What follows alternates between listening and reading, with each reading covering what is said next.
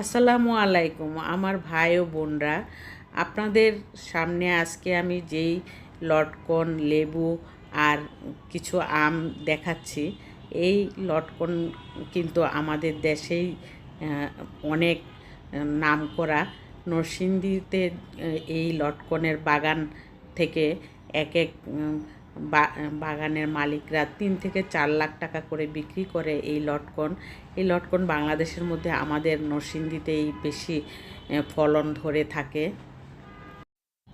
তারপর চলে আসলাম আমি রান্নাঘরে। আজকে আমি এই তরকারিটা হলো কোরবানির কলিজা ভুনা। কলিজা আর ফ্যাপসা একসাথে ভুনা করে রান্নার শুরুতেই আমি এখানে ভাত বসিয়ে দিলাম আর এখানে পেঁপে বসিয়ে দিলাম। পেঁপে কিন্তু রান্না করতে হলে আগে যদি আপনারা সিদ্ধ করে নেন, 90% সিদ্ধ করে নেন, তাহলে কিন্তু পেঁপের তরকারি মুরগি দিয়েই রান্না করেন আর মাছ দিয়েই রান্না করেন, অনেক স্বাদের হয়ে থাকে। এখানে আমি একটি ভাত আর পেঁপেটা যখন সিদ্ধ হয়ে গেল, তখন আমি ভেবেছি যে মাছটা ভেজে নেই। আর এখানে আমি ফ্রাই প্যানে বসিয়ে দিয়েছি। আজকে আমি কই মাছ দিয়ে পেঁপেটা রান্না করব। কই মাছ দিয়ে, শিং মাছ দিয়ে, মুরগি দিয়ে, তারপরে গরুর মাংস দিয়ে, যে কোনো কিছু দিয়ে কিন্তু পেঁপে রান্না করলে অনেক ভালো লাগে। ভাজিও কিন্তু অনেক মজার হয়। মাছটা ভাজা হয়ে গেলে আমি পেঁপে তরকারিটা কিভাবে বসাচ্ছি সেটা আপনাদের সামনে তুলে ধরব। আজকে আমি পেঁপের জন্য এখানে একটি সসপ্যান বসিয়ে দিয়েছি। বসিয়ে পেঁয়াজ দিয়েছি। পেঁয়াজ কিন্তু এখন কম করে দেওয়ার চিন্তা করি, কারণ পেঁয়াজের দাম অনেক বেড়ে গেছে। তাই কি করব, সবার সাথে তাল মিলিয়ে চলতে গেলে আর সব কিছু খেতেও হবে। পরিমাণটা না হয় একটু কমিয়েই দিলাম। এতে কোনো মজার হেরফের যদি না হয় তাহলে তো চালিয়ে নিব। আর সেই জন্যই এখানে পেঁয়াজের পরিমাণটা আমি মাংসর মধ্যে বেশি দিতে হয় তা জানি, কিন্তু সবজি তরকারির মধ্যে কিছু কিছু কমিয়ে দিলে হয়তো কিছুটা সাশ্রয় হতে পারবে। আর সেই জন্যই আমি তাই করি এখন। ভুনাতে বেশি দিতে হয়। আর মুরগি, গরু, কলিজা ভুনা, এগুলি সব কিছুর মধ্যেই বেশি বেশি করে দিতে হয়, কিন্তু সবজি তরকারির মধ্যে অল্প পেঁয়াজেই চলে। এই চিন্তা করে আমি কিছুটা কমিয়ে নিয়ে এসেছি এখন। আর আমার হাজব্যান্ডকেও খুশি রাখতে হবে, সেই জন্যই আমি তাই করে নিই। আর এই জন্য আমি এখানে অল্প পেঁয়াজে আজকে পেঁপেটা রান্না করে দেখতেছি যে কেমন টেস্ট হয়। আর এই পেঁয়াজের মশলাটা পেঁয়াজটা যখন বাদামি কালার হয়ে আসলো, তখন হলুদের গুঁড়া দিয়ে আমি একটু পানি দিয়ে দিলাম। পেঁপে কিন্তু অল্প মশলাতেই রান্না করতে হয়, বেশি মশলা দিলে পেঁপের টেস্ট ভালো থাকে না। আর আমি এখানে 90% সিদ্ধ করে নিয়েছি আর মাছটাও ভেজে নিয়েছি। এখন জাস্ট মশলাটা একটু নাড়াচাড়া করে মাছটা দিয়ে আর একটু ঝোল দিয়ে আমি বসিয়ে দিব, যাতে পেঁপের তরকারিটার টেস্ট হয়। পেঁপে তরকারির মধ্যে জিরার ফাঁকিটা দিলেও কিন্তু ভালো হয়। আমি জিরার ফাঁকিটা দিয়ে এইভাবে রান্না করব আজকে পেঁপে। আর পেঁপের তরকারিটা কিন্তু সবার জন্যই ভালো।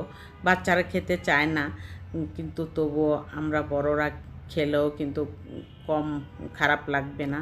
শরীরের জন্য পুষ্টিকর খাদ্য পেঁপে, আর খেতে পারলে তো ভালোই শরীরের কাজ করবে।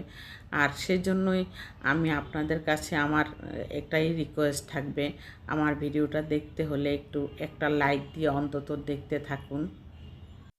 পেঁপে তরকারির মাঝে মাঝে নেড়ে চেড়ে তরকারিটা সুন্দরভাবেই রান্না করে নিয়েছি।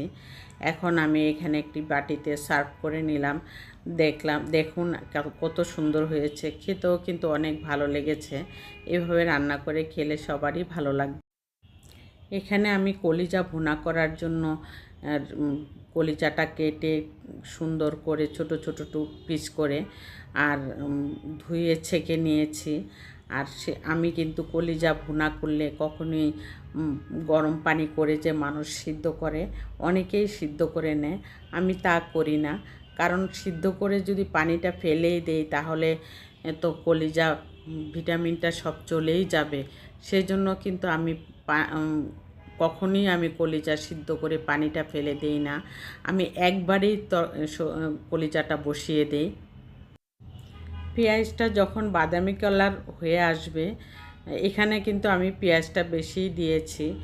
এখানে এক কাপ তেল দিয়েছি, হাফ কাপ পেঁয়াজ দিয়েছি, দিয়ে ভাজা ভাজা হয়ে আসার পর আমি এখানে হলুদের গুঁড়া দিয়ে দিব প্রথমে, পরে সব মশলা দিব পানি দিয়ে।